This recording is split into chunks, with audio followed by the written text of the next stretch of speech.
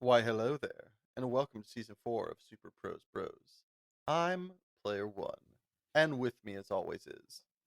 Player 2, Eli.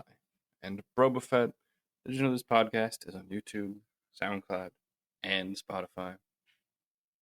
I did not, broski. Are those the same places they could? Like, Comment share. and subscribe. It sure is.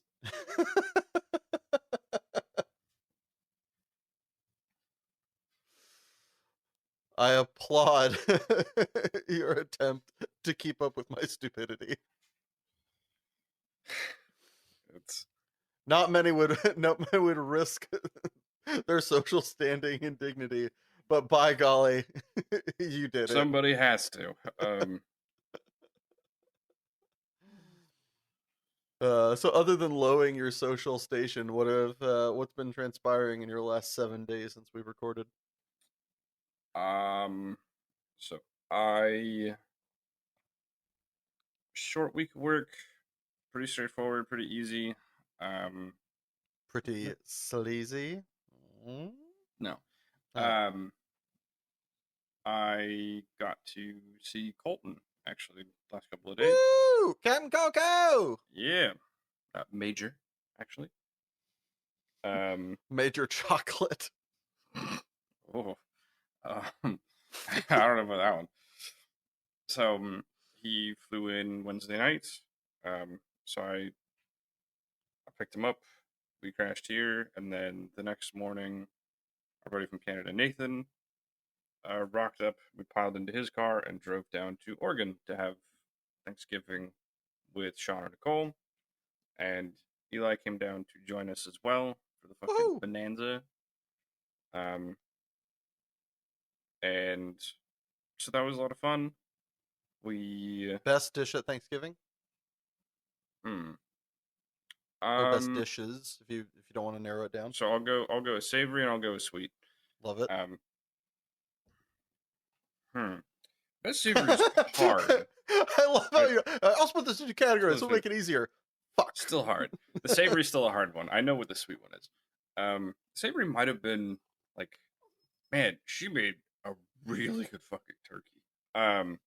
She Because made the fuck out turkey of is that turkey. turkey is really easy to fuck up and make dry, Yeah, and it was not. nice. Yeah, so I gotta give it, if for no other reason, the technical aptitude to make good turkey. Juicy. I mean, you're saying it weird, but you're not wrong. Um, so, goddamn good turkey. Thank you, Carol. The other thing, so the sweet thing that I was like, this is gonna kill me. She made these like cake ball things.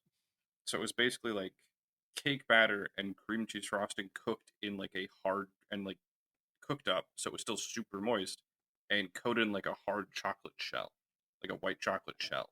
Ah!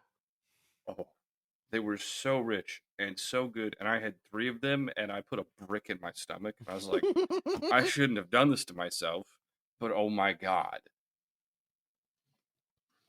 they were so good. So yeah, so I got kind of ruined by those. Ruined. Yeah, and then we played some Secret Hitler. That was a clusterfuck. Hold on, did Um, you say Secret Hitler or Se- Secret? Secret Hitler. I thought somebody had a dog named Hitler, and you're like, get it, boy! Go get it! Good old Secret Hitler. Go on and get. Um, Played Secret Hitler. I was a fucking clusterfuck. And after we went back to hang out at Hop Nicole's, we crashed there.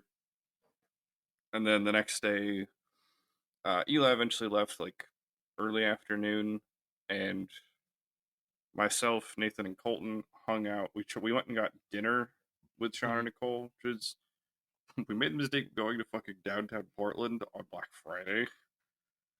Holy Yeah, shit, that was a circus. but Um, I'll bet the eats were delish. yeah, it was. I mean, so we went to this ramen place called Afuri, Afuri. It was very fucking good. Um, and it's right next to the original Voodoo Donuts, so we stopped in and grabbed one to go.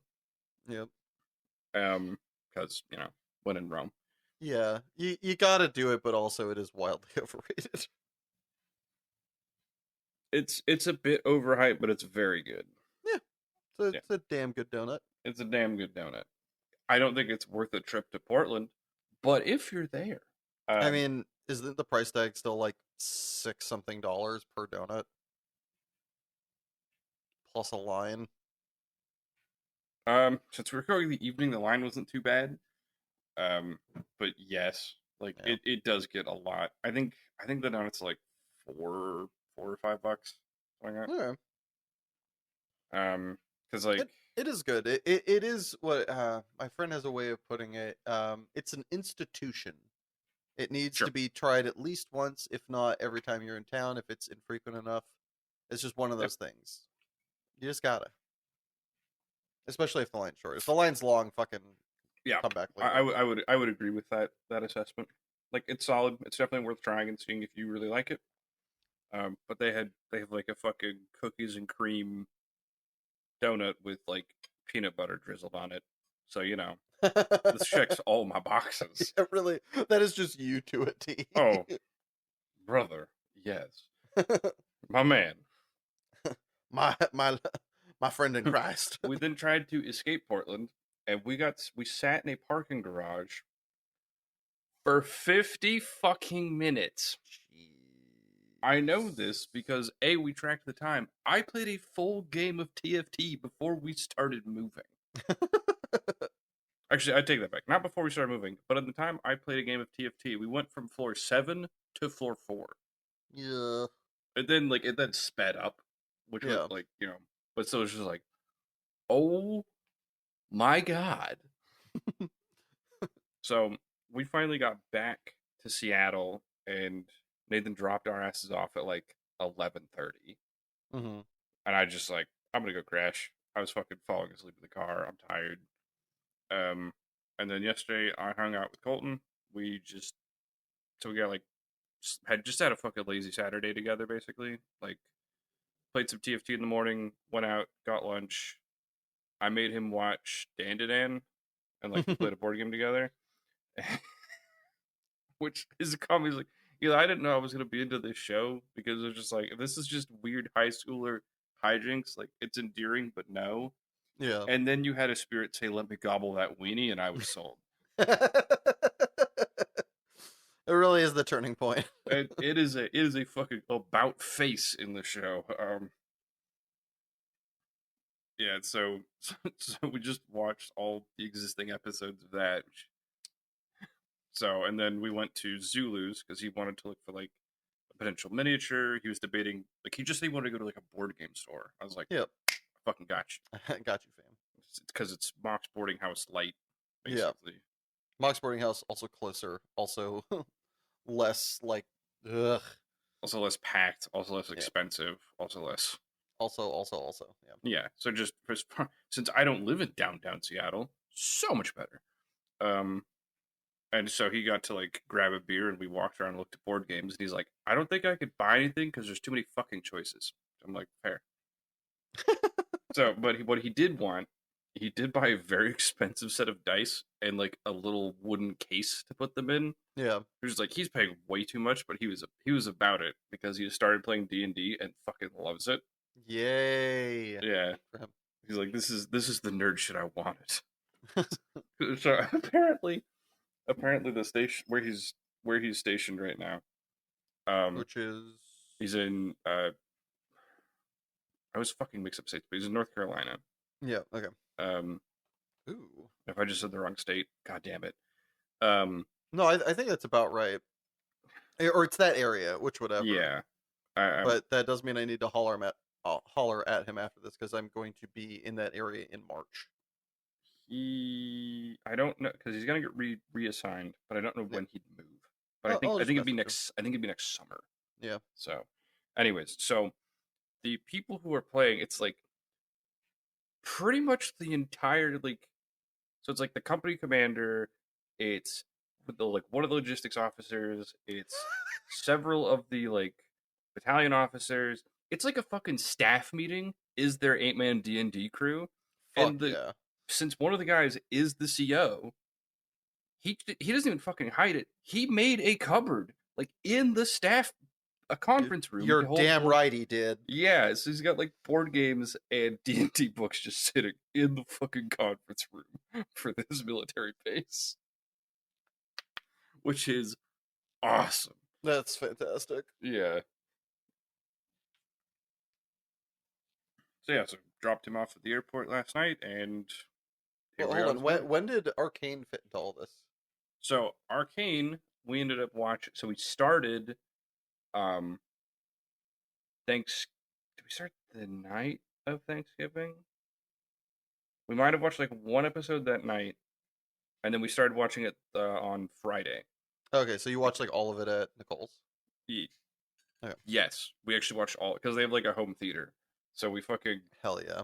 yeah, we watched like the first two episodes Thanksgiving evening, and then we were passing out on the third one, so we needed to rewatch it. Mm-hmm. And then so we watched the rest of it the following day, and that's when we left. We watched the rest of it. That was basically our whole morning, outside of like breakfast and being lazy as shit. We played a little bit of Super Smash Bros. I'm garbage. Um, I suck At at the Super. game or in life? Because either way, I mean, In I this agree. case, the game. You know, narrow. Let's be specific where the garbage quota fits. I got schooled, and then we left. So that is where I fit Arcane into my weekend. Lovely. It's glorious. What about you? So, all right. So we're gonna do a little bit of time travel progression. Okay. So 2 weekends ago, the 16th and 17th, was the beginning of the new regional championship qualifier season. Because I'm a huge Magic nerdy boy, You sure are. and I started my weekend off like shit, just like being like dead, like very early on, just being kind of like, I guess I'm like hanging out. The following weekend was the second batch, and I popped my collar and got a little bit more back into form. Back to back top eights to then immediately get rinsed by ding dongs and just be like, God, I love hate magic so fucking much.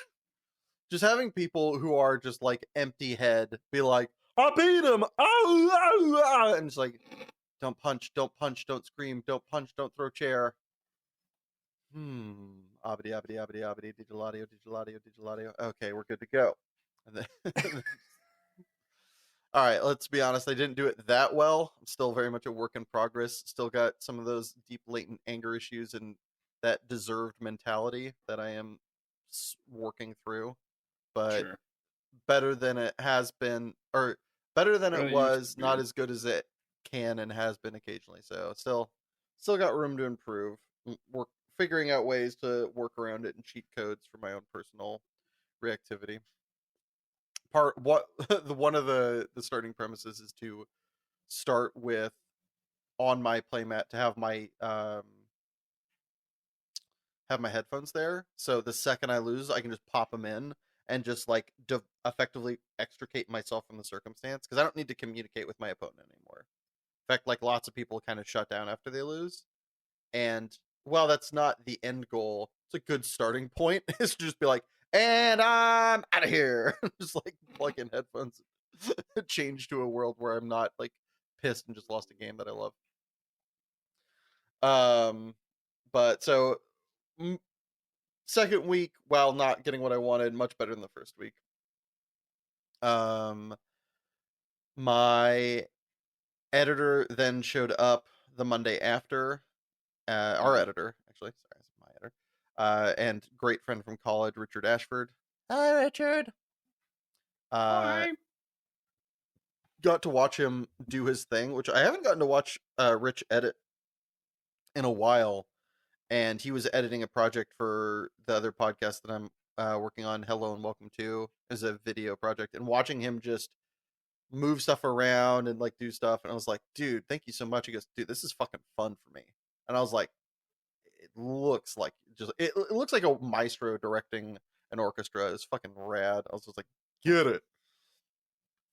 And he did that in a pretty short time. And over the 3 days, we watched 3 episodes of Arcane a day to kind of give ourselves some gestation time, if you will. Sure.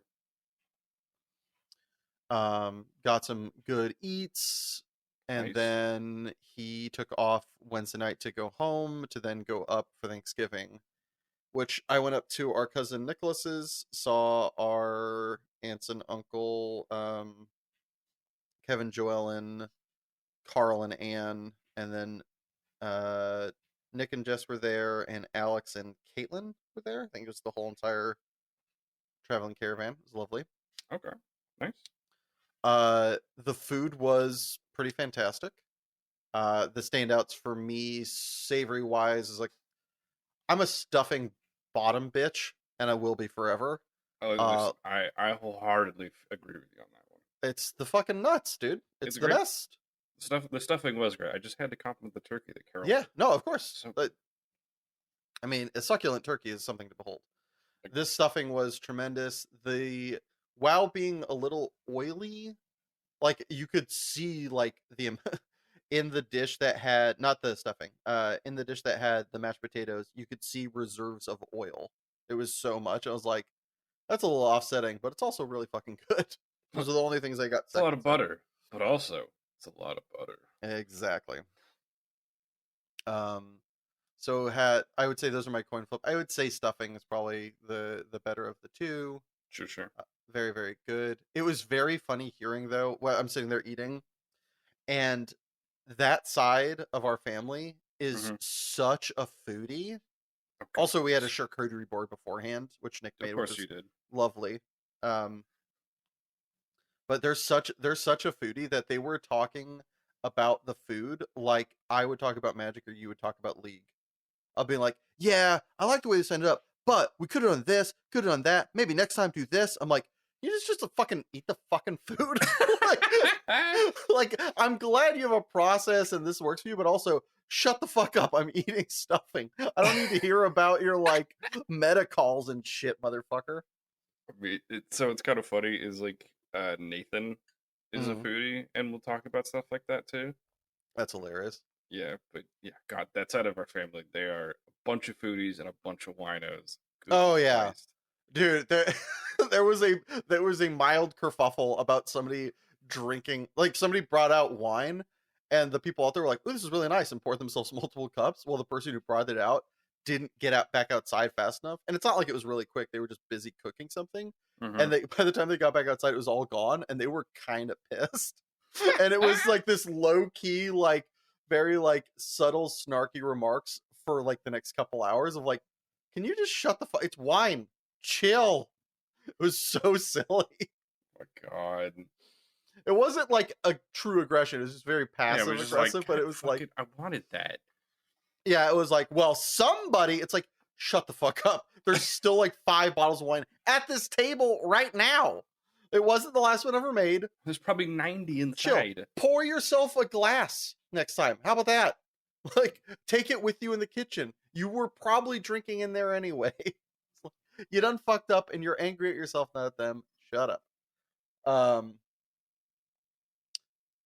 so yeah, love that. Afterwards, it was really funny because last week recommended the Princess Bride, did the quip off, and incidentally, after Thanksgiving is over, Nick just turned on the Princess Bride. He And it was like really awesome to just watch. It's like, damn, this movie bangs. It really just it holds up unnaturally well for coming out in, like the early '90s or whatever it was. It's Yeah. like this movie just slaps. Come to think of it, that's happened a weird number of times at Thanksgiving. Where someone will just turn on Princess Bride. I mean, it's just it hits all the it hits all the marks. It It's really does. funny, it's soft, it just does it all. It's perfect. Yeah. It's just kind of funny. I never really thought about it, but like there's a lot of times I've been to family Thanksgiving and someone will just turn it on. It's like, Yeah, huh, crowd pleaser. yeah, like It's the stairway to heaven of like action comedy fantasy for sure. that has just been a staple for the cousins.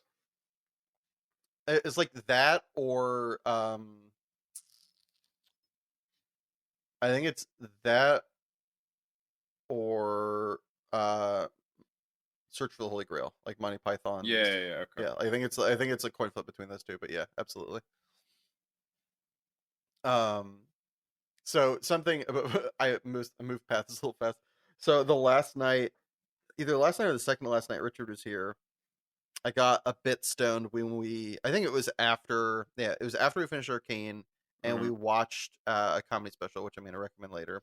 Okay. And I got a bit stoned, and I made, I think it's unintuitive, but it's like one of the best combo snacks I've made in a hot minute.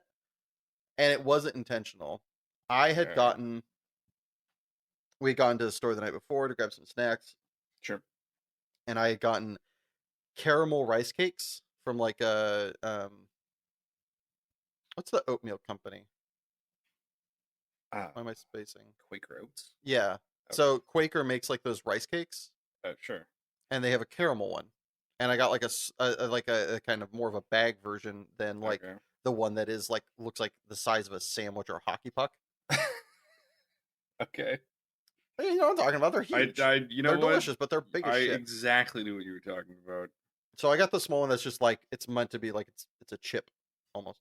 Sure. And he got Cool Ranch Doritos. And in Okay. my very absurdist state, I was like, "Hey Richard, give me one of them chips."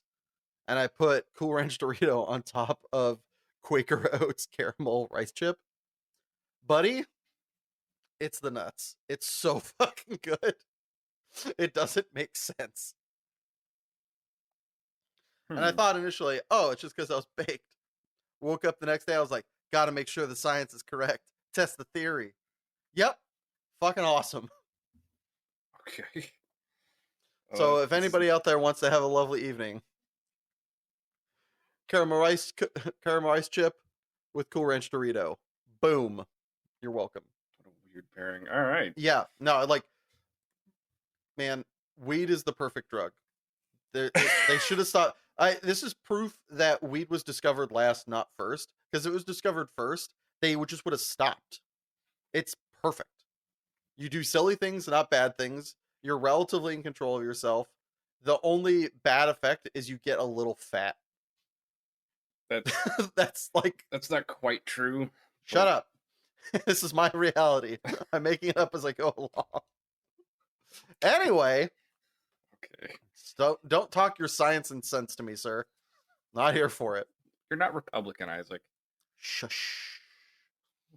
So the next day after Thanksgiving, which also it was lovely, was not expecting it to be like a 9-hour ordeal.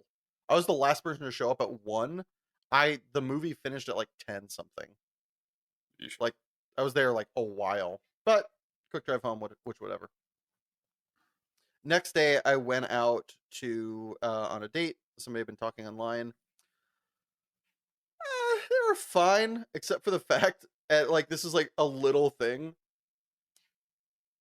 They were they referred to their friends more or less as baggage, and Hmm. I was like, that's not a good sign.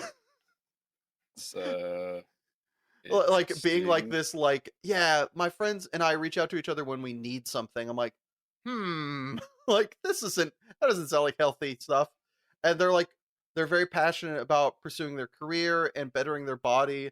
And when therapy was brought up, they weren't dismissive of it wholesale. They're just like, yeah, that's not for me. I don't need it. There's nothing wrong. I'm like, ah, that's not how that works.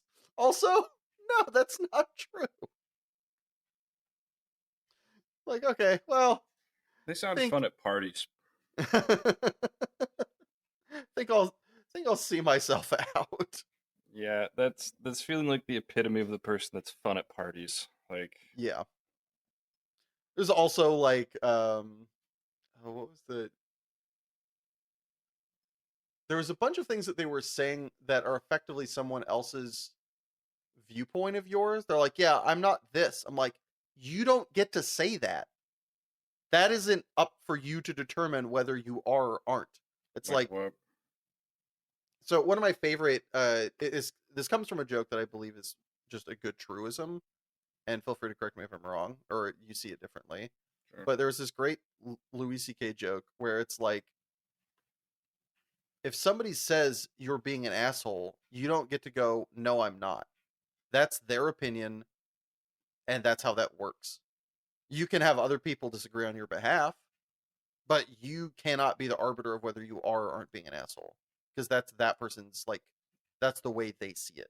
And somebody saying you're being an asshole is their opinion of your actions. So when somebody's like, yeah, my friends say I'm a little aggressive, but they're wrong, it's like, no, you don't get to decide whether that's true or false. That's someone else's opinion of you. That's not how that works.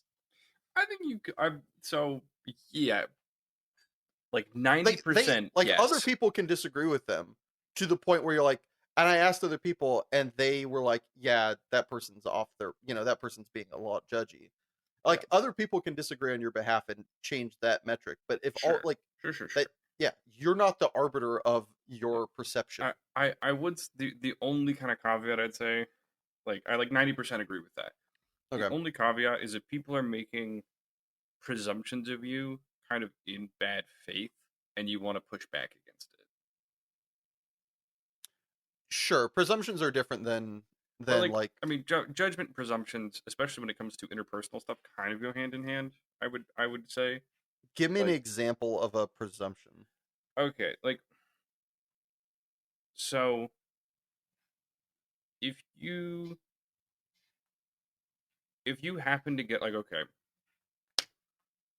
if you got very heated about something because you have a very personal connection to it, like it's just someone then just went, oh, they're very hot headed. It's like no, you happen to pick a very clear pressure point for me, and so yeah, I got heated, but that is not my standard operating.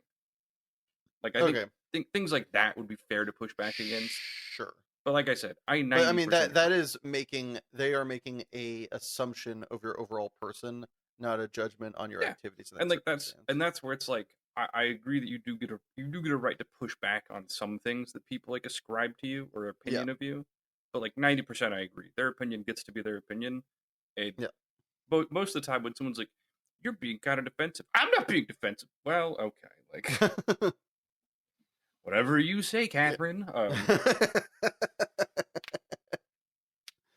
Which um, but yeah, and also it was kind of a nice realizing moment of like, because they had a very differing personality. I liked our conversations, but it was an interesting thing to realize, oh, this is not the kind of person I'm looking for. And there's nothing wrong with them as a person. It's not like a, sure, it was a very interesting eye-opening moment of like, oh, different strokes for different folks. yeah, but it's just like, there are, I know friends who would love this in a partner. Sure, I am not that person. This is not the sure, kind of totally valid. like character alignment that I want my partner to have. Yep. That being said, that person fucking needs therapy. Like, please talk to someone. The way you were going about and saying things is insane. Uh, and while I am not a therapist or somebody to give judgment, I would bet my all of my bottom dollars that you got some shit you need to work through, champ. And then yesterday, I literally, it was not intentional, but I played video games from like, other than walking across the street and getting coffee with my housemate, I literally did nothing but play video games the whole day.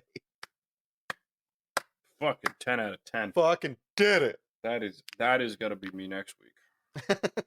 Oh, there's a new patch of. Oh, They're they are releasing the early access for Path of Exile 2. he's dead, Goodbye, folks. world. Yeah. I will come out of my hole on Sunday because I am going to a party, and then I will be going promptly back in because I'm taking Monday off work. Oh, those poor party inhabitants. They're just gonna be like, so what do you think about? I don't I know. I'm I am gonna be the fucking meme of the guy in the corner who's like, they don't know that I could be playing Path of Exile 2 right now. The truth. All right. So I think we've done enough showcasing of our lavish lives this past week. But as we have both hinted, we have both watched Arcane season 2, and we are going to be giving a review. So to start off, I want us to give our kind of relative score and um kind of little tidbits without spoiling, and then we're going to get into spoilers. At which point, my editor here will leave a voice note of his lavish, luscious lungs telling you when Mhm. you can tune back in to be without spoilers. So, what is your non So spoilery so tidbit? my non spoilery evaluation of the show, I would give it some between an 8.5 and a 9. I think the show is great. I think it has tremendous visuals. Um, it looks incredible. Like, even if you hate everything about the story, even if you don't like the characters, the the aesthetics, the style, the artistry, holy shit. It's so good. I think a lot of the character writing is really good. I think it has some issues. I, I think it's got some stupid, like occasional moments of stupid writing between characters, but I think that's one of my few nitpicks with it. But by and large, the character writing is really, really good. The storytelling is really good. It upscales the plot from season one in a big fucking way, and a lot of it feels very, very earned. Um, I I think it has a really engaging climax. I think it has terrific music selection and really good music choice. Um, All right, I'm going to stop you there because you're kind of getting into the weeds. Not in spoilery, but we're just going to be talking about yeah, this. yeah, fair enough. But like, yeah, so that's it. Just does a lot really, really well. It's a very Yeah. good cohesive thing. I am going to take it down a little bit. I would rate it between, this is like nitpicky, like an 8.2 to like an 8.8, I think is probably my range. Okay, I would say I agree that the art style is a 10 out of 10. If you are a visual watcher, if it is all about um, majesty over masterpiece for you, the show is a win. It is not, it's it undeniable its that visual spectacle is incredible. yeah, I don't think there's something that I like looking at more than this show. It's fucking gorgeous. Yeah, And they did take some artistic leaps that I was a little suspect of, but I think by and large they worked. Um, I think the story is good. I think the first season was better, and part of that was it was a little bit more, um, narrow. not narrow, boilerplate maybe. I don't think that's the right word. Well, boilerplate is baseline. Boilerplate is standard. I would say its first season story is relatively standard. I don't think it is doing anything insane. I think it just does it extremely well. I think season one is for me a 10 out of 10. I don't know of many shows that have had a better season one, if ever. Sure, I think it's amazing. I think season two is very good. They took risks. I think it depends upon your what you're wanting from the show, whether it did or didn't pay off. sure, I think its writing is like it makes it sound shitty to say it's noticeably worse, but I think it did drop off from a 10. I think its writing is still good. Um, but I think by and large the show is still great. I would highly recommend watching it, forming your own opinions. sure. So yeah, some like an 8 point, so ranging somewhere in the 8 category. I wouldn't give it a 9, but I would come close. Okay, So all right, now into spoilers. I figure bad to good. sure. Spoilers for Arcane Season 2 will end after the commercial break at 1 hour, 31 minutes, and 32 seconds. Okay. Um, do you want me to start or should you? Um, I will let you throw the first hit with a beating bat. Do you want to go back and forth, or you want me to just like drop We can my? go back and forth. Yeah, Okay. All right. My first kind of, and I think probably what works best here is if I give one, and if you can yes and, then go with that. So we're sure. not. Yeah. All right. The mage storyline is a lot confusing for When you me. say the mage storyline, do you mean with Mel? Yeah, Medarda, right? Yes. The yeah, Okay. yeah. It is. It comes out of nowhere. It is if it's alluded to in season one, it's very, very like under the rug. Um, Yeah. so it's So pretty much all in season 2, except for like the very end of season 1 where you see her shield. yeah.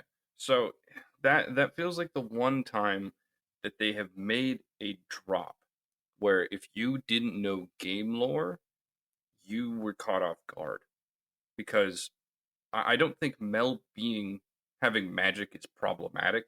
No, I think the engagement of the Black Rose, if you don't know it, you're not sure what the fuck is happening. and they did a really, in my opinion, they did not do enough explanation on this and a couple other things that I'll get into, and I think they needed more episodes, longer episodes to tell little things about the Black Rose to make it a little bit more obvious. Because there was Sure. a lot of like her figuring out it wasn't her brother in the pit, her kind of That whole sequence felt a bit question marky. Yes, I yeah. 100% agree. I think most everything. I think it's cool. I think it's beautiful. Mm-hmm. I think it needed a lot more. They needed to workshop it more with people who didn't play the game, who were stupid like me. Even that's so I know what the Black Rose is, but Mhm. that scene I still literally went, how did she know to do that? Like that How'd she scene know to do that? How'd she know it wasn't her brother? How did she? How and why did she double cross the person that frees her from it when she comes back to claim her mom? There's a lot of things that like you can that explain them away, but I think they should the have been last one explained I in the can first place. kind of explain away. It's just that she But my, doesn't my point is trust that her. it needs Yeah, to be explained away, and I don't think that's a good place to be starting from. sure. The Black Rose stuff was I thought it was cool, but it felt like it punished people who were not sure what the fuck it was. I mean, even you who knew what it was, a couple of those scenes you're saying you were kind of like, Yeah, huh? I think the weird tower imprisonment scene was just not great. Yeah. Like again, it looked really cool. It was a very cool panoramic view. Like looking down, it was really cool. But yeah, it felt And very head this is gonna be a constant for me in our review. I like the outcome. I like the visual. It is I couldn't write about why it made sense to somebody who didn't get it, and I think that's a bad sign. Sure. Um, okay, so you yes anded on that. Do you have anything else to add, or do you want I to? do. Okay, But not on this. But I have a different point where I'm like, go for it. don't like this. I don't like, and it felt very unearned where Caitlyn turns on Ambessa. Yes, Like there there needed to be there lines of dialogue that there either needed flashback to or be there like needed to noticed. be one they needed one more nudge because like they have the thing of Caitlyn questioning Ambessa.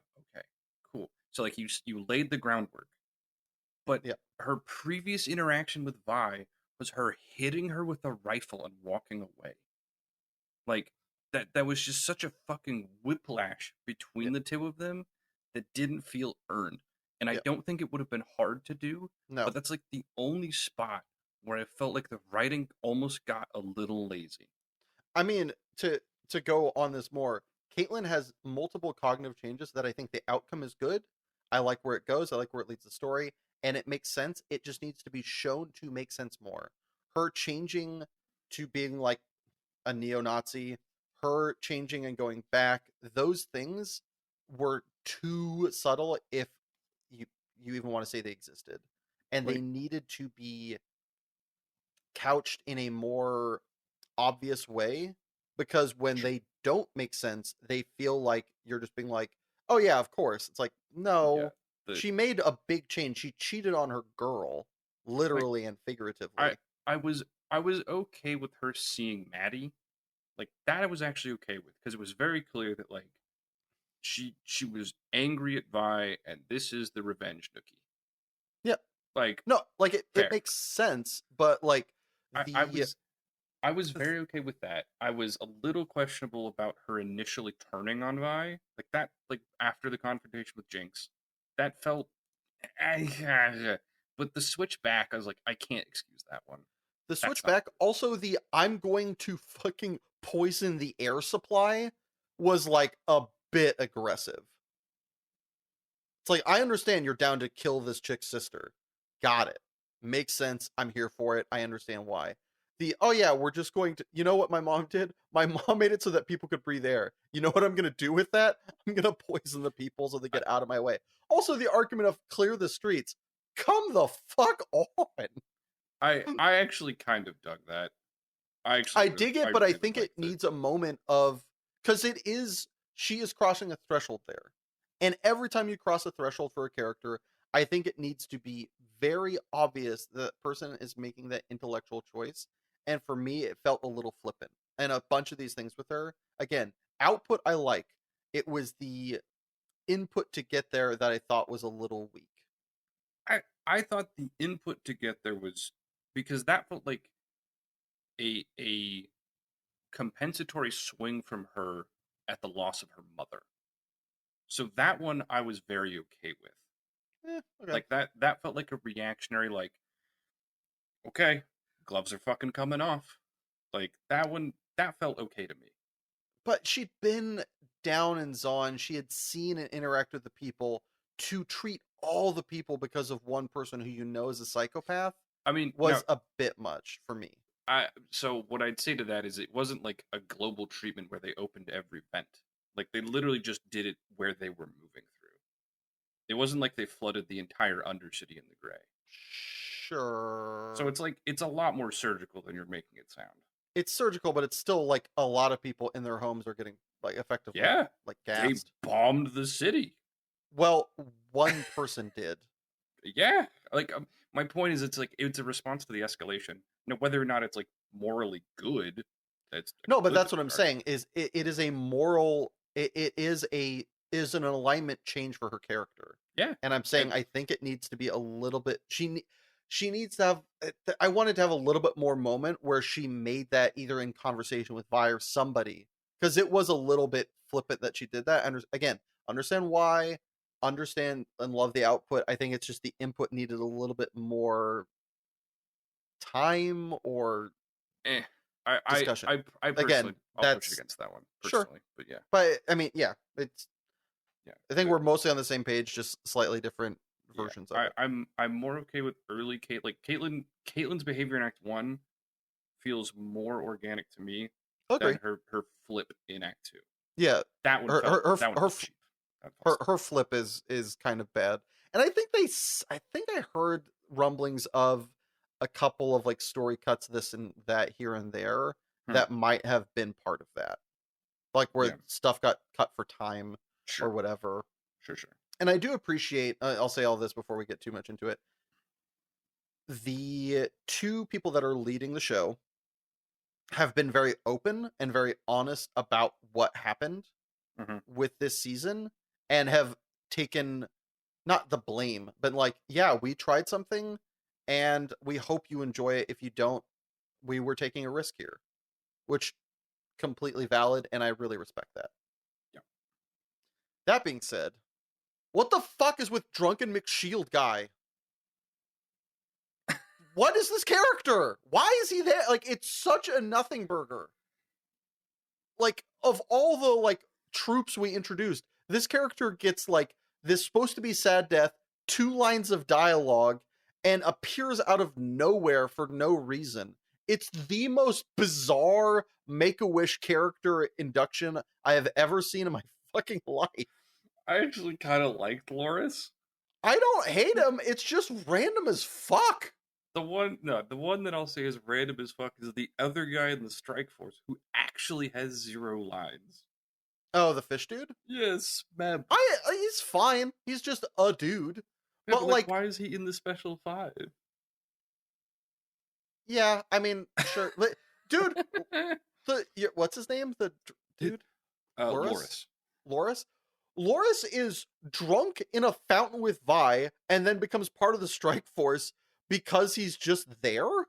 The other person's on the job being behind somebody who's a stand for fucking Caitlyn and Vi. It's like, okay, sure, whatever. He has no lines. He also doesn't die and pretend to be important. Loris is in like, I don't know, not that many scenes, doesn't do that much, says very little, but when he dies, we're supposed to give a fuck? It's just like weird to me. Sure. it felt very just like, this guy? And so he's like, yeah. It Uh, felt like one person was a huge fan of his in the writing room, and everybody else was like, just let him have it. just give it to Steve. Yeah, just let Steve have this. Sure, It's a I could see nitpick. that. It's stupid, but it just like it just made me have the Jackie Chan face every time he was on scene for any relevance. I'm like, what is happening? Sure. Some of the Victor stuff got a little wild Yep. and hard to follow, which I think almost might have been intentional. Like some of the shit with the Arcane got hard to follow, and I think that was very deliberate Why do you think it was deliberate? And do you think that was a good thing? because it was supposed to be overwhelming. Okay. That makes sense, I suppose.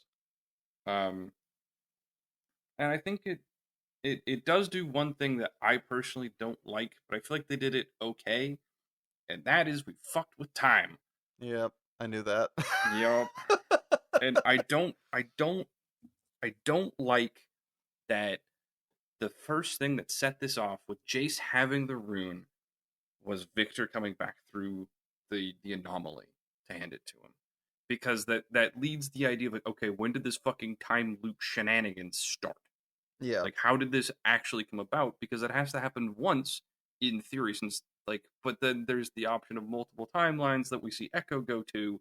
So I'm like, I do appreciate how they close it, and I think to that extent or that end, I'm willing to give it an okay, Yeah. Again, fine. the output is good. The input is dubious. The input made me scratch my head a bit.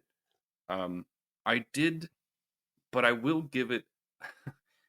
I'm angry, but I will give this a pass because I like that it's Victor's redemptive moment where Yep. he recognizes that perfection is boring and is not something to be gained, but something to be sought. And that having all the time in the world to sit and think about what his actions did, all he misses is the imperfections and the beauty of them. Yep. So I'm like, God damn it, you can't get this moment without this. So Yep. fine. It is a great takeaway. I do like that. I will say one of the other things that I have with the Victor problem is his perspective change is very bizarre. Because he goes from loving humans, taking care of all these sick humans, then talks to somebody who he knows is fucking evil, and then changes his opinion to be, you know what, I should be your overlord, you ants. It's like, what the It's fuck?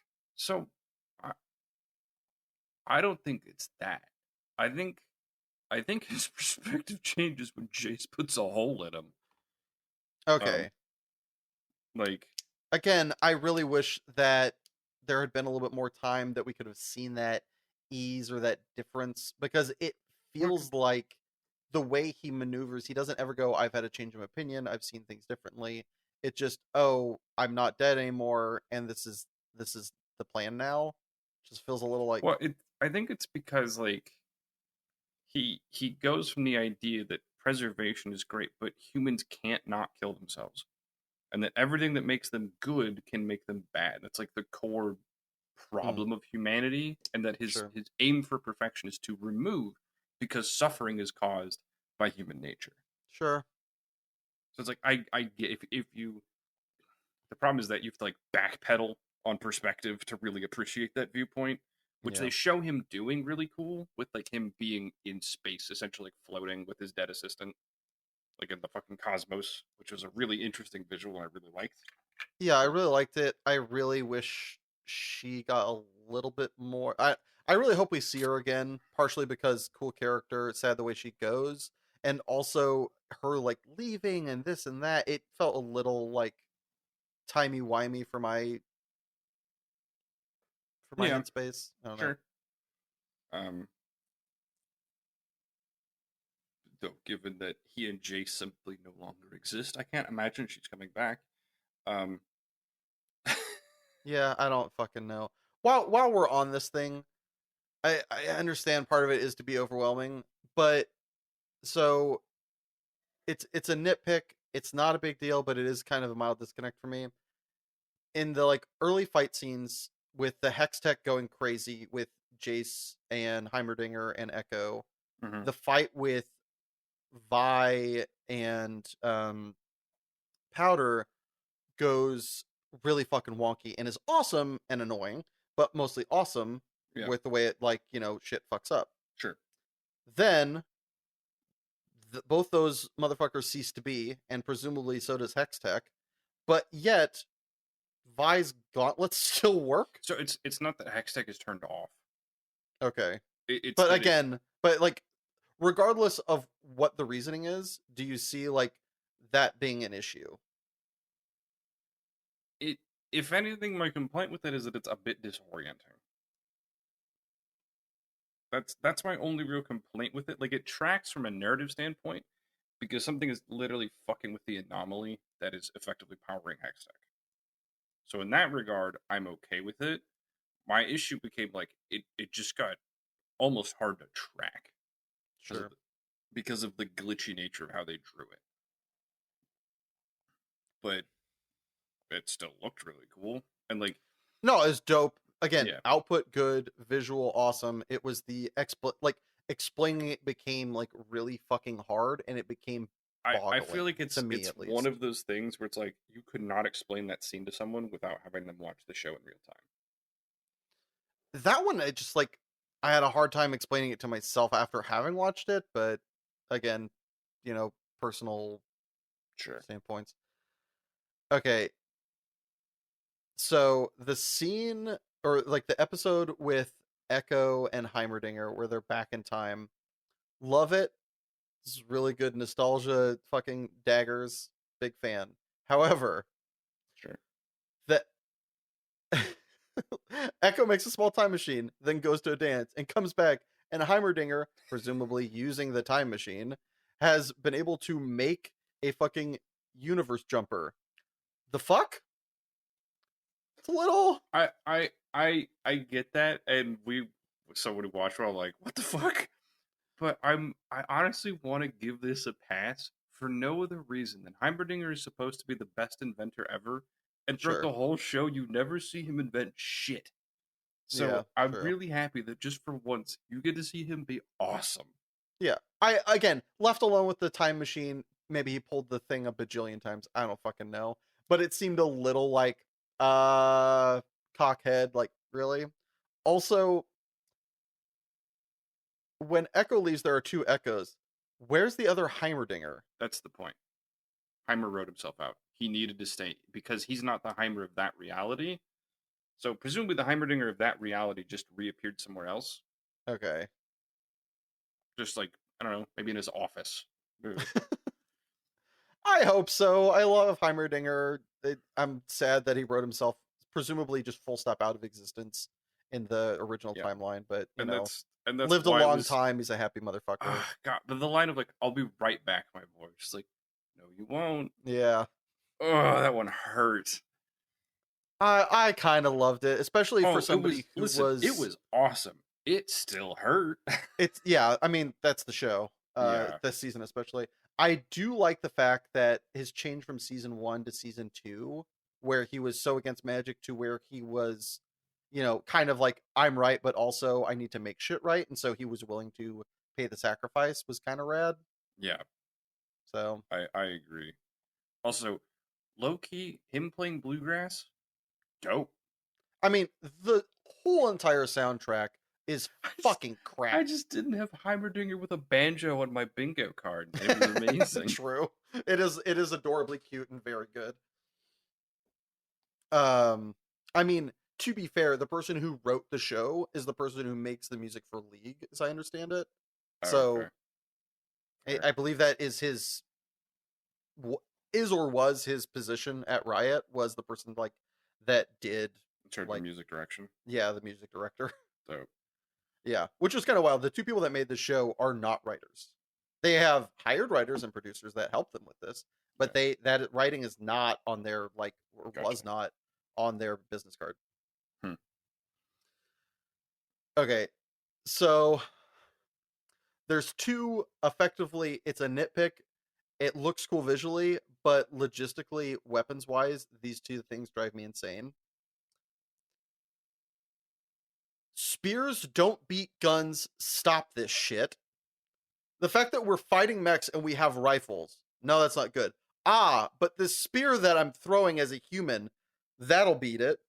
What the fuck? I'm sorry. Physics does need to like exist and make sense at some point. And this is to be fair, this is a me hang up, and it is pervasive in basically all forms of animation that somehow guns suck and like swords and spears fucking rock like 90% of the time. So what I will okay, so I'm gonna make a comment to this. Go for it. So first off, your basic fucking flintlock gun kind of do suck. And the comparison of just brute force output when you put a gun versus a big fucking metal pike. Big metal pike actually wins in terms of force output because physics is a hell of a drug. But kind of more importantly, I think, was just to emphasize that Noxus just they fuck with warfare. Yeah. I mean, I again, like the output, it's the input that's problematic. It just, for me, it's also one of these. Vi is using her super sniper rifle, so also no. Like, that super sniper rifle should beat a dude throwing a fucking spear. Sorry. It's the way, that's the way as I sees it. She didn't have a super sniper yet. I think she literally has it like in that first episode. No, she doesn't.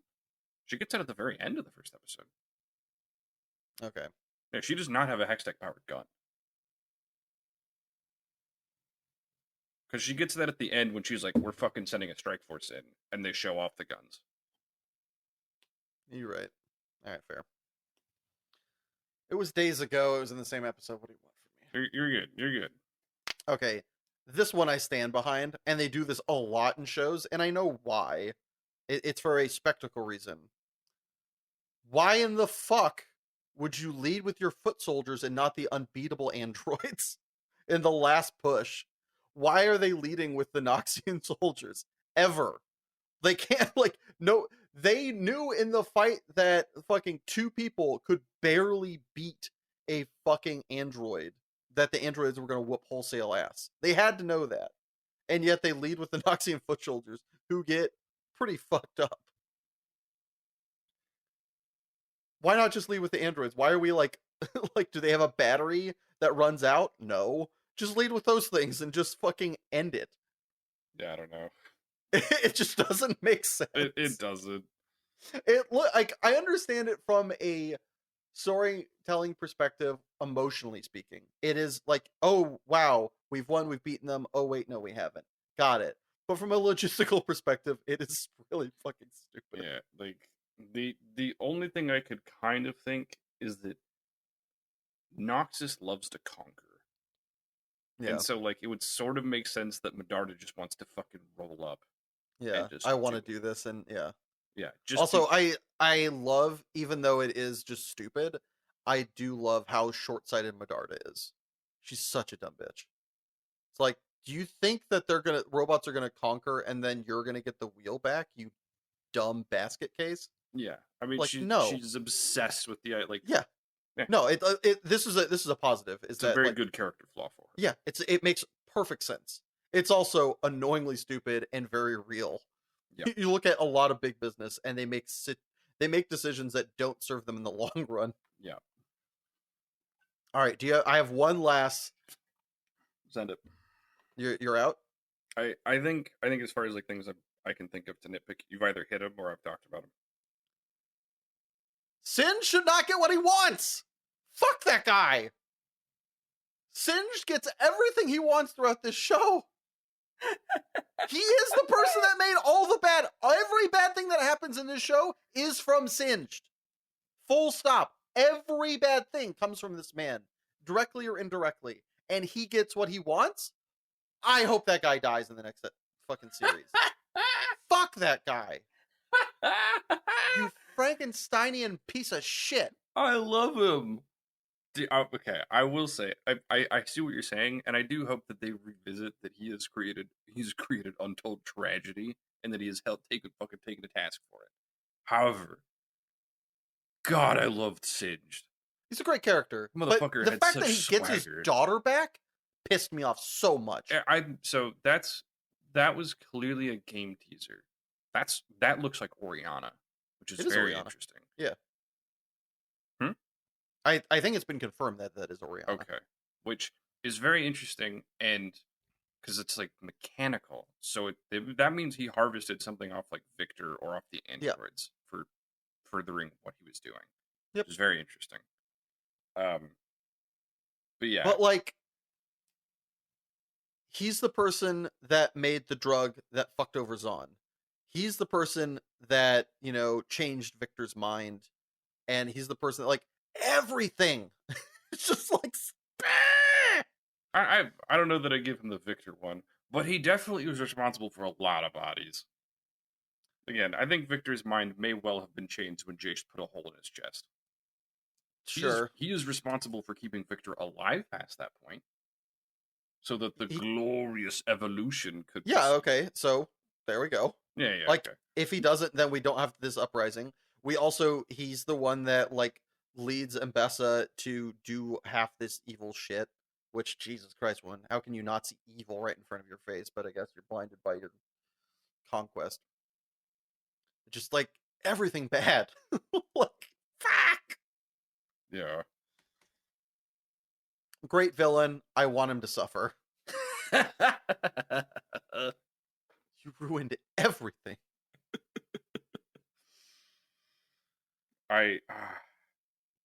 Okay, now I'm going to lapse into positive because you brought up Singed. No, I think that was my last one. So let's go. Okay. Let's go with positive.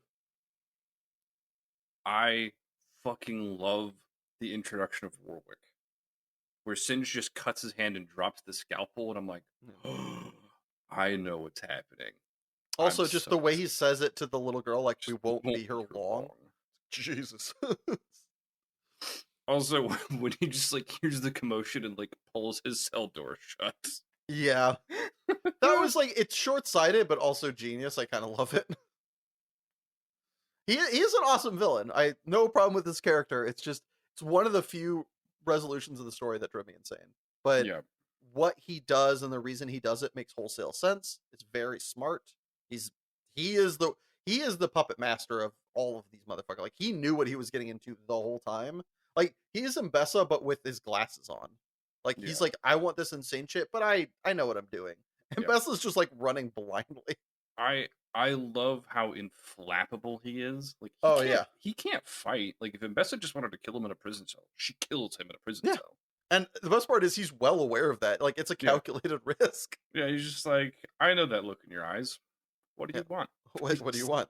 Let's make a deal. Yeah. But I loved the introduction of Warwick. Just seeing it rampage was so Again, cool. they took a risk on the animation style changes with the black and white grayscale, with some of the old timey, like, kind of watercolors, and with the Warwick vision. But in my opinion, by and large, they all paid off. Yeah. Also, the Warwick vision was one of the best like nods to the game because that is an ability he has in game. Mm-hmm. So like if people are low health, he gets like a blood trail to them. So it kind of like leads you to where a wounded enemy is. So like that was such a direct nod to the game. It was so cool. It was so well done. It's like perfect. Yeah, I think one of the things that we can talk about is, as far as I know, and from musings from other people that I know that have played League, the amount of fan service for the people who have played the game and for the people who are just fans of the story were very well done. Yes. Where other than the storyline we talked about, other than the Black Rose, which I think it was a calculated risk, and I think they just need to pay closer attention and bring in idiots and be like, does this make sense to you, and like troubleshoot that shit. Agreed. But outside of that, the fan service for the game and for the fans of the show were perfect. Yeah. I love that they were willing to kill characters. Yep. Like not just like people they introduced in the show they made you care about. They kill game characters. Like they kill Heimerdinger. They kill Jace. They kill Victor. Like, holy shit, that was not on the bingo card. Like, I mean, they killed Jinx. Well, in quotes, they killed Jinx and Warwick. Yeah. I'm not sure that Warwick is dead for the simple fact that he just refuses to die. because I'm not Sid, sure Jinx is dead because of the the one shimmer. frame outro card of the end question mark in her writing. Yeah, I was gonna say I'm not sure either, but like I think Jace and Echo or Jace and Victor just don't exist anymore. At least not in that universe. Yeah, I'm thinking yes, but also I wouldn't be mad if they did a thing and like they kind of came back in some weird way. I've been like, oh, okay, cool. sure, but like presumably Warwick is dead. I think Warwick needs to be dead. Let Vander die, please. He's suffered enough. Like for his sake, just Also, let him be holy dead. fuck, that I guess it's not a flashback. That episode, or I guess there's the flashback, and then there's when Echo goes to the Yeah, alt yeah, timeline. yeah. Holy heartstrings, Batman! That made me Seriously. feel so much sadness. Seeing Vander and Silco on the same side, just Yeah, like just being boys, like no, motherfuck. yeah, oh, blisters in bedrock, fuck, oh, that hurt, that Yep. hurt. I just got a wave of goosebumps in my body. That hurt. I Hmm. don't like it. The feels. That also, holy shit, Vi like extending the hand to Jinx. It's your dad too. Yeah. Ha! The Vi and Powder moments were fucking tits. It was so It fucking was great. so good. I understood that's one of the ones that the explanation was very low key, but I understood it immediately. Was the Vi protecting the little girl and kind of Powder in a way because she saw the change. Yep. Yep. It's like, oh no, this isn't Jinx anymore. This is kind of closer to Powder. Yeah. Like and Vi is not a villain. Like Vi can't just kill people. Yep. She just can't bring herself to it. Like Vi's first thing is protecting people. That's why she always fought was to protect her little sister. Hmm. Yeah. Like that was a very good moment. And the while I felt like the introduction of Isha was a little odd and haphazard, where they used that as a character motivator was so good. Yeah. Yeah. Um Also, holy shit. Noxus is savage. And I appreciate they did not shy away from that when they have Rictus just beating a dude in a prison cell for information. It's like, oh, oh my god. Wait, I'm lost. What? Um, I'm making a bit of a jump here, but so like Noxus is just made to be savage, and they don't shy away from that at all. Like, so there's the scene where Rictus is like Embessa's enforcer, Hmm. and he's just like beating a dude in a prison cell. Man, I am not remembering that at all. I believe you. It's just like, It's it's right before like the kind of introduction of Warwick because it's right before they go arrest people at like the statue of Vander. He just like oh, it's the person that they like. he pulls out of a line Yeah, yeah. and he's Okay, yeah. yeah, just like Jesus Christ. Like that scene was hard to watch. It's just like because they the sound design on that scene is so good and you feel it. Yeah. It's like They did a really good job at conveying weight and pain in their fight sequences. yes, Like last season and this season especially is just such a great job. yeah. Um, I loved the duel quote unquote between Mel and Caitlyn against Ambessa. Yeah. That scene fucking slapped. So is the like charged bracers a thing from the game? So there's speculation that like that is so the runes. The only place you see them in the game is like on a character named Ribbon on her sword. So we're not sure. Like I'm not 100%, and I don't know Ribbon's lore super well. Um, so I don't know. But like Sure. that's what people have speculated is that it's the runes for Ribbon's sword, which would make sense because in lore, Riven's sword is broken, and she just has like a handle and like a shard of blade, but it's not reforged. So Okay. But yeah, I love just Caitlyn loses the eye to pull them off, and she's like, "All right, do it." Damn. Yeah, I guess my only kind of nitpick on that, it's a great fight. My only nitpick on it was the fact that she stops her mom, but then doesn't want her to die. It's kind of I like, what do you I think your th- mom's gonna fucking do? I think it's because she wants information on who leads the Black Rose. Okay, and you felt like she got that? Yeah, I mean, they show you and they don't show. Again, it's one of those places like if you know the game, you know who it is. It's Yeah, LeBlanc because there is one person in League whose name is the Great Deceiver. I wonder who the yeah, fuck this is. yeah, Who uses chains? Who leads the Black Rose? I wonder who this could be. yeah. But again, a little bit too much inside baseball there. Now. I think the Black Rose in general is too much inside baseball. Um, like, but that makes sense for Mel because she is always wheeling and dealing.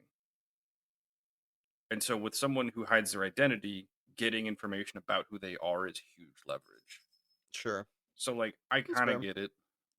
No, I like it. It didn't make sense. It was I guess it was the vibe of like, oh, I tried to save my mom. It's like, girl, that woman trying to kill you at this point. She's not like, come on, She's like, not even being subtle about it. yeah, stop trying to be Batman and just fucking let her die, or I don't know. It was the after effect of her like, no, mom. It's like, really though. Yeah. Um.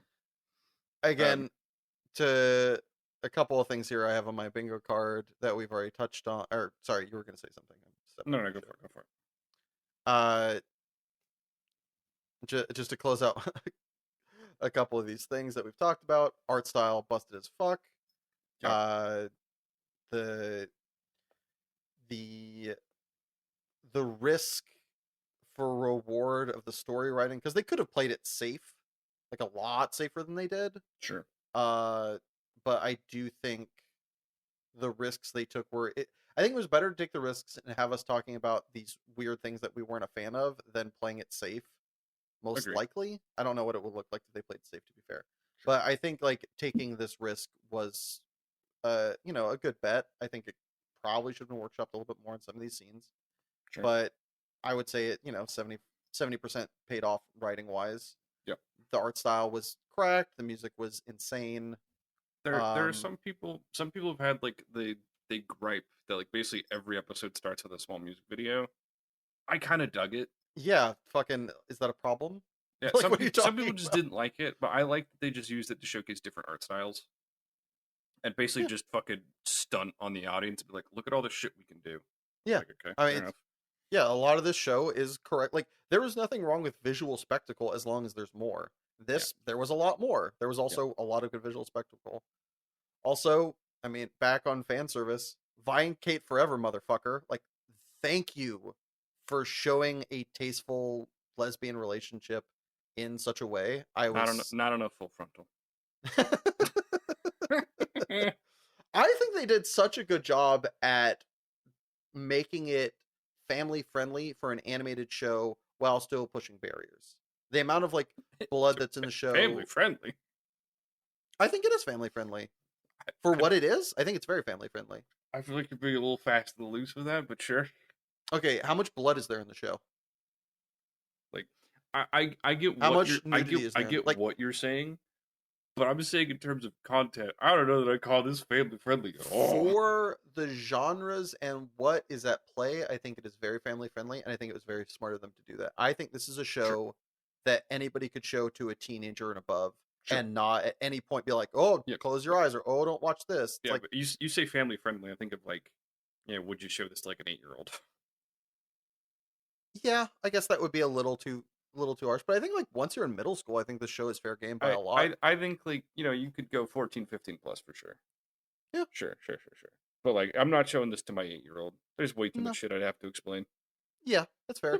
But I mean, even to have a relationship shown that is sexy and cathartic, but is not at any point like it's wholesome. I think the thing that they do here is showing a wholesome but sexy relationship is really cool. And Yes, I think I would agree. often it goes too much one direction or the other, where it's like they kiss and they cut away, or they look really naughty and then it's like, whoa, like Yeah, I and don't then want to watch they it. Like, can't like exist in a cute manner yeah, together. I can watch every episode of this with my friends and talk about it. Sure. I don't know if I want to watch a show where animated girls get freaky and it feels like Rule 34, and I have to be like, we're both going to sit here in silence and cover our boners. So, But it is really sweet and wholesome and lovely, and I'm glad that they had it. Also, apparently, I don't know how wholesome it was, but there was a somewhere in hard drive. There's apparently a 5-minute cut of that. fucking give it to us, people. Come on. Yeah, somebody accidentally dropped that for a lot of money, please. The other is that, and this is so fucking. China has the most hideous edit of that scene. It is. If you want to see something of, oh yeah, living in America actually is better than some places, go look up the edit of that scene and realize how closed off they are from the rest of the world. Because it is like insane. It is so clearly not homophobic, but just like scared. I think you could use that word. Yeah, I guess in its traditional tense, they are scared of the gay. It is just so like there's the editing is so awkward and nonsensical. It's like it's a fan edit from your grandma. It is not. It's not something I should ever look at.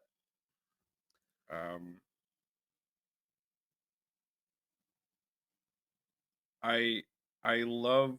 I mentioned it earlier. I love the change in Victor's motivation, and while I don't love the time looping shenanigans, I loved his kind of coming to Jesus moment, if you will. Yeah, where he's had all the time in the world, literally, to reflect and realize what actually mattered. I think it's also a great moral to give to people.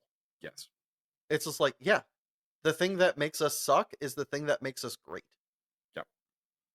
So when I was watching it, I had a massive not imagining. What's the word I want here?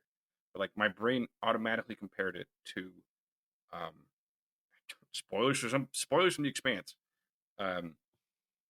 There is basically a choice of agency or not in The Expanse, and that's like one of the big things they have to stop is a guy effectively doing what Victor's doing and homogenizing people.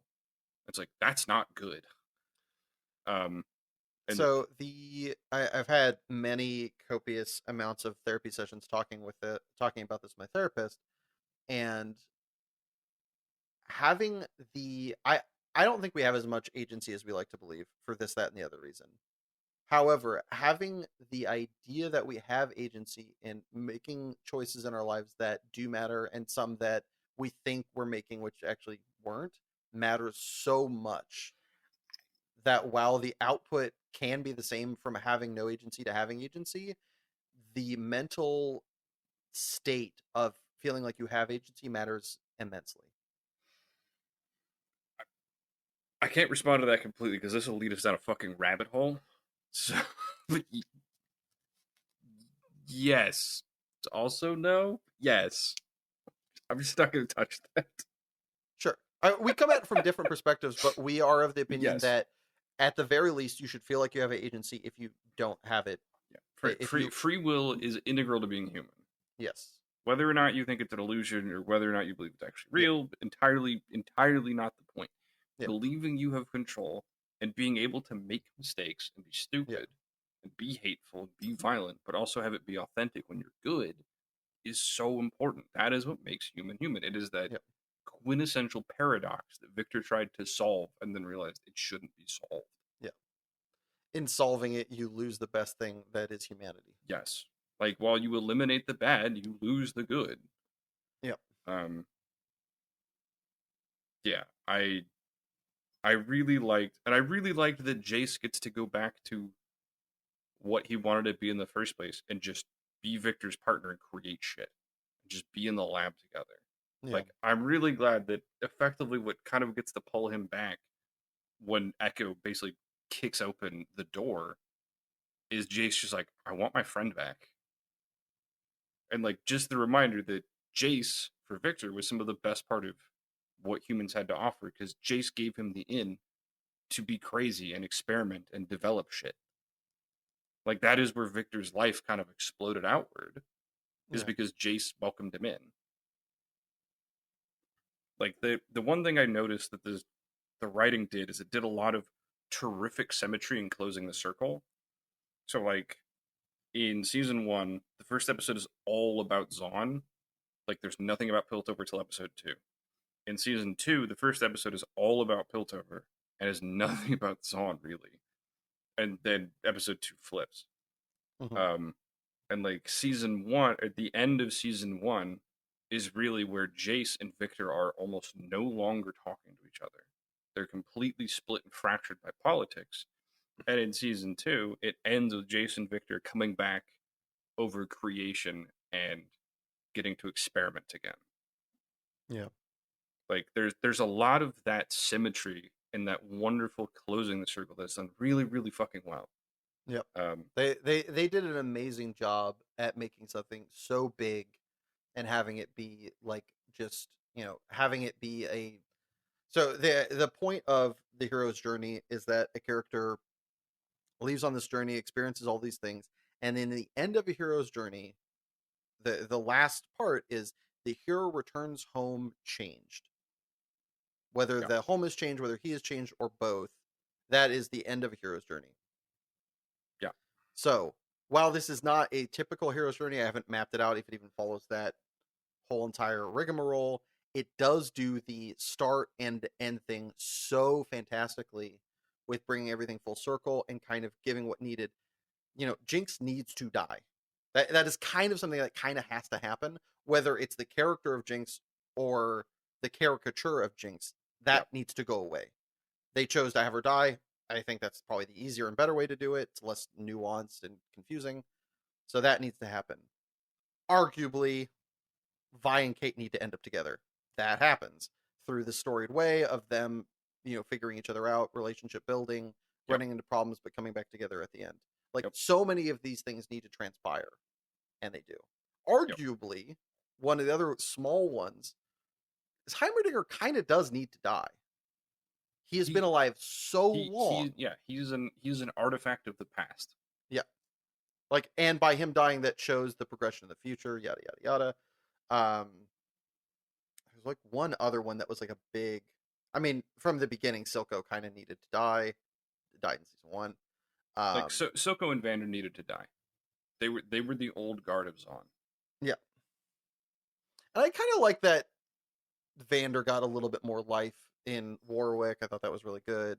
And kind of, I because his character does die a little bit premature. early. Yeah. I appreciate that of all things that can survive what singed experiments put him through. It's like this one refused to die, and that fits Yeah. so perfectly for Vander. Yeah. Where it's like nobody else would get like that fucking hand wave. Oh, but he does. Yeah. For good fucking reason. Fucking beast. Yeah, it's a fucking animal. Like Also, the other one is Savika storyline is so awesome, where she goes through 2 different rulerships, effectively yeah, working for Vander and then going over to Silco, and then Silco dies, and she kind of sees herself and tries to do it, doesn't get the respect, but has she the just earned input, her spot at the table. yeah, and gets it, which I love, Yeah, and does it without the arm, which is kind of poetic in a way that she moves past violence yeah, and into the realm of intellect, because she was smart the whole entire time and saw many things and voiced her point, but she was always a goon yeah, for like basically all of season 1. yeah, And to get her to move into that spot of not mastermind but of ruler of a sort yeah. Like is really awesome. she gets to have the diplomatic option finally, Yeah, and she gets because I to mean all she wanted from the beginning was equality. yeah, Even when she leaves Vander, it's, look, we tried it your way, we didn't get shit. yeah. Like She's always looking out for Zahn. So to have somebody looking out for Zahn be in like that position is she just right. she even hates Jinx. Like she does not like Jinx, but she recognizes that Jinx can move people in a way she can't. So she tries Yep. to use it. Like Savika is always very forward thinking for other people. Yep. Like she just for so long, violence is the only mode that has had result. She is a badass Hufflepuff. Yes. Like, so like I agree. I really like that ending for Savika, that she gets a spot at the table, and that one of the things that needed to fundamentally change is the relationship between Zaun and Piltover, and seeing them take down barricades was so good for that too. Yep. And like that was really cool to see. And like when Echo and Heimer and the other reality, where it's like this is what happens when they coexist. Yeah. And it's beautiful. It's great. Mhm. So it's so cool that it's like, even though the universe had different trajectories, they could still come to something in between. You know.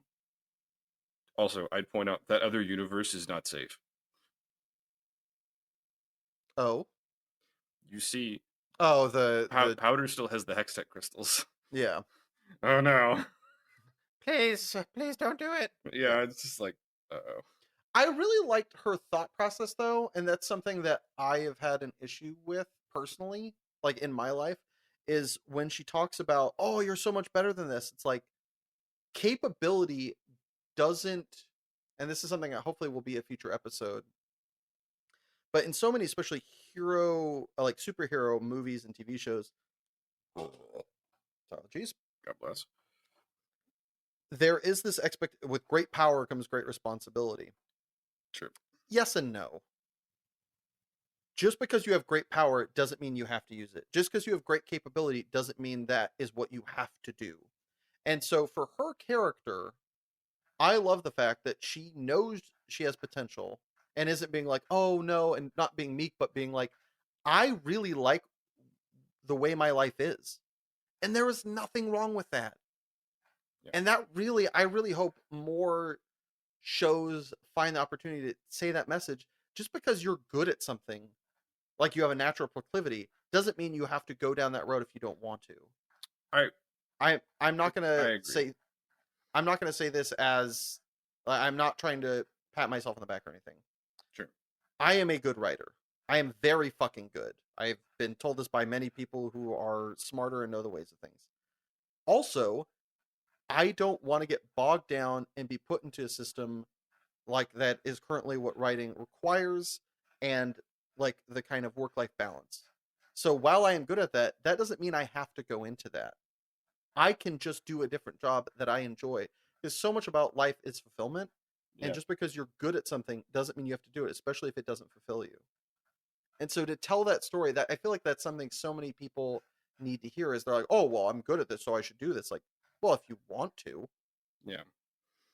I do appreciate that it's not just taken in a vacuum. Like it does have Vander doing the traditional parent thing of like he wants better for her. Yeah, yeah. Like I appreciate that it gets both sides.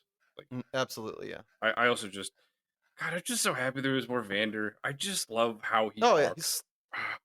He's Sometimes amazing. you've got to fill your own cup. Like, yes, Yeah. give me Yeah, more and metaphors that's for also life. that is also a great life lesson too, of not being of following your own dreams as opposed to following, like, allowing other people to follow theirs. Because that is, I mean, if we dial the clock back a long time, that was a huge problem and still is for plenty of people in, like, the 1950s, 1960s America, of one parent taking care of the family so the other one could live their dream, do their thing. Yeah. As opposed to both of them getting to live a life that is gratifying. Sure. And affirming. And so that is also another great story of just like, yeah, it's good to be there for friends, but and like loved ones or whatever, but that doesn't need to be your whole entire life. Like, you need to do what is right for you. It's it's kind of like people, especially people that work in like charity fields or care fields, will run into that problem where they feel like they have to do X, Y, and Z, and they don't take care of themselves, and they end up like loathing their job, loathing the people that they're taking care of. And that's a really risky thing, that talking to people that work for charities or work in care fields, it's like, it's really dangerous, and something that a lot it's getting talked about now, but hasn't always been, of like, you need to take care of yourself first. When you're off the clock, you are off the clock. Do not do that thing unless emergency situation and you're like you're a nurse and somebody's dying in front of you. Yeah, Yeah. do something about it. But the idea of like not living one constant life of always being this thing is really dangerous and really caustic to you. Yeah. And so I loved hearing that. Also, I mean, we touched on it before, but seeing Silco and Vander together, it just like it hurts me in the most beautiful way possible. Oh, It just like the it cuts so deep. It's so where beautiful. Echo asks, he's like, "Didn't you try to kill him?" Just his line of like, "I found the strength to like we found the strength to forgive." Yeah. Just like, ooh, that hits hard. And like that because that is the effort taken to break their cycle of violence. Someone had to stop and forgive the other. Yep. Because that's the only way it stops. Just like Jesus. Yeah, there's no such thing as getting even. Yeah. Well, on that beautiful bittersweet note, I think it's time to go to an ad break. Highly recommend y'all watch the show, form your own opinions, let us know where you think we were right and where you think we were wrong. Do you need 100 pounds of butter? Come on down to Company Street Company. What if I need 30 gallons of olive oil? Come on down to Company Street Company. But what if I just want one flatless bird roasted for a reasonable price? Come on down to Company Street Company. Okay, but Just come on down to Company Street Company. We have everything for a better price, free snacks, and employees who don't want to kill themselves, or you, because we treat them like fucking human beings. Yeah, but yup.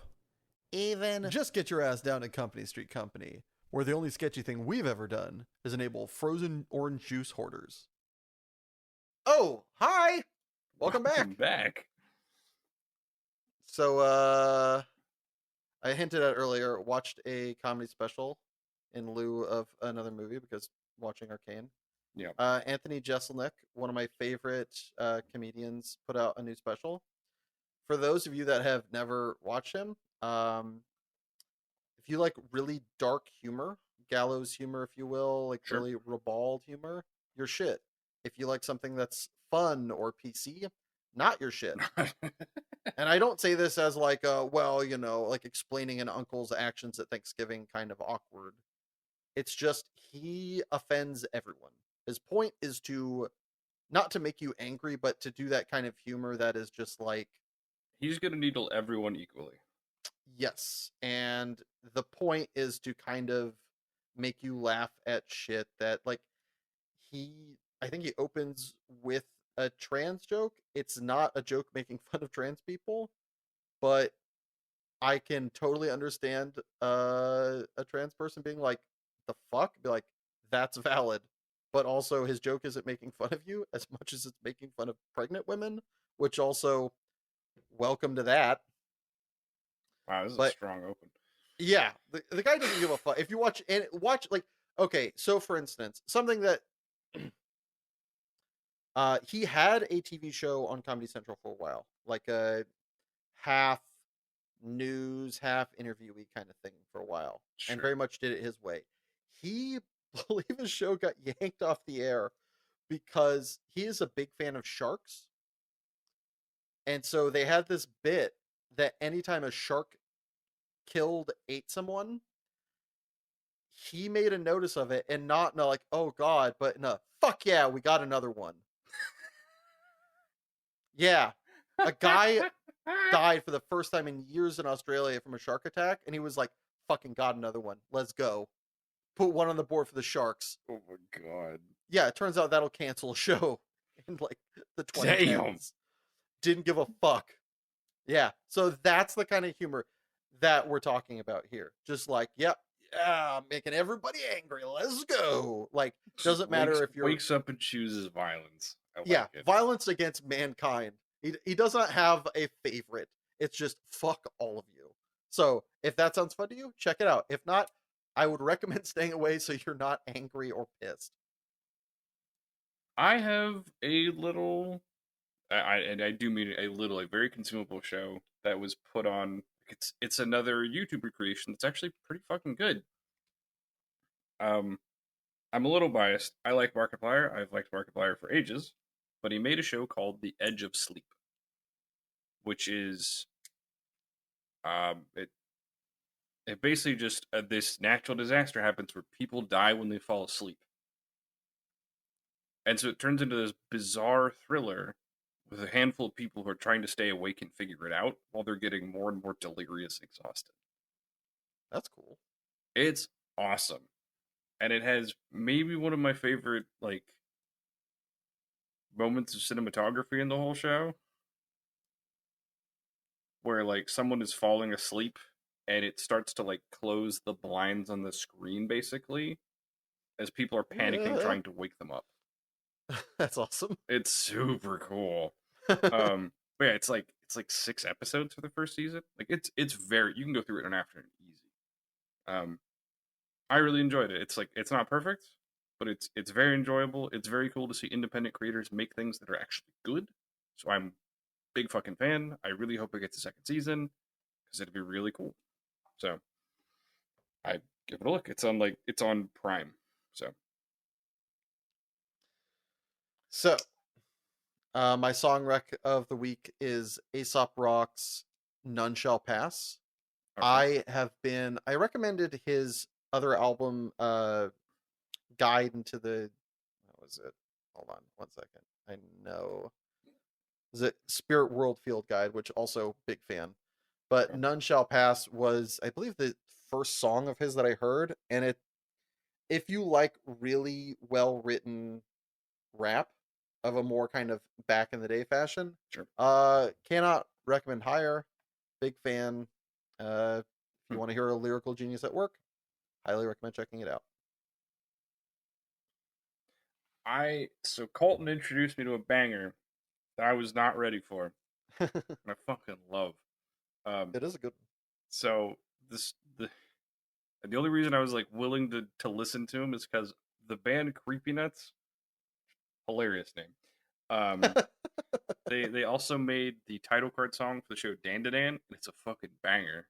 And so Colton's like, there's another song that apparently was like the #1 on the Japanese Billboard, and like #8 internationally for a while. It's called Bling Bang Bang Born. Fucking banger. Like, I was unrepentantly fucking dancing in my fucking on the drive home. Like when I'd stop at a light, it was just fucking like just bouncing in my chair, listening to it, coming back from SeaTac after I dropped off Colton yesterday. All right, so one, can confirm. Listen to the song, also great. Two, caveat on listening using the Billboard as any kind of metric.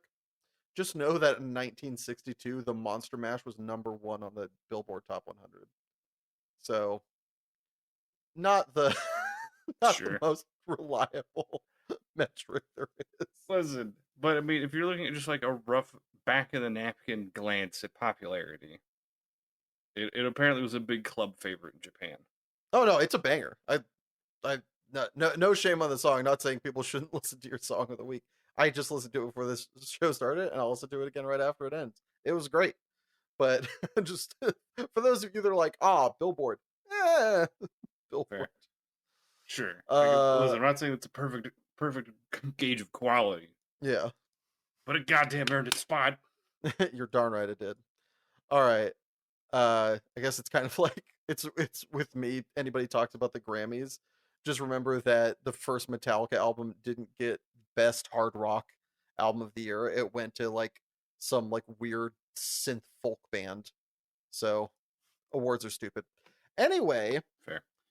recommendations aren't. And if any of you are like, man, I love that cooking from back in the blah blah blah days, I got a YouTube channel for you.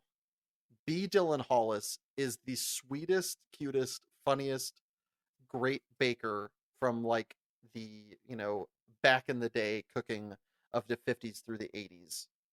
All he does is look up old recipes, get sent old recipes, make them, try them out so you don't have to, and lets you know what to do. And his presentation is fantastic, He's very cool. and it's just the best. If you're looking for an old recipe and some entertainment, I cannot recommend a channel better than B. Dylan Hollis. Now, with all those recommendations out of the way, what are we quipping about this week, my bro hamster? We're hitting the American classic of Family Guy.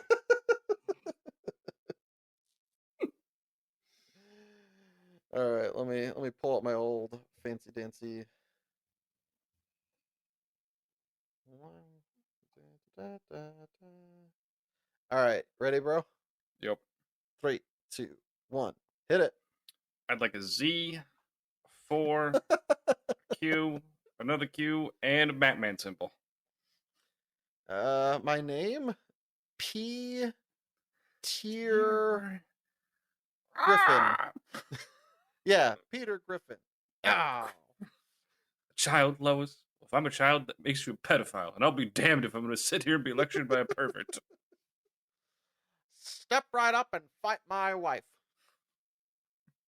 Red Sox sucks, Yankees suck, Krypton sucks. All right, plan B. Watch my son fight an invisible bear. A boat's a boat, but a mystery box could be anything. Even a boat! Butt scratcher. How does it feel to be the least cultured person at a bus station? Jackal. Jackal. Is it a jackal? If it wasn't right the first 35 times! What do you see here, Chris? 2 D's and an F. Let's go drink until we can't feel feelings anymore.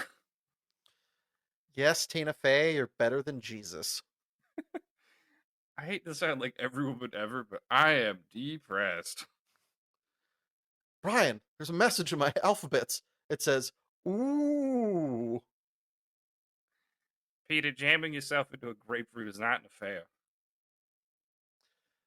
Hello, Mother. I come bearing a gift. I'll give you a hint. It's in my diaper, and it's not a toaster. The best advice I can give you is you never know who's going to be famous, so just make yourself available. What good is mining nose gold if I can't share it with the townspeople?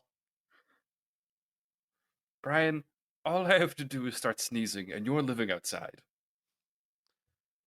Hey, Meg, I'm thinking of a word, and this time it's definitely not kitty. Can you guess? It's like, do I have to jump to get a dry martini around here?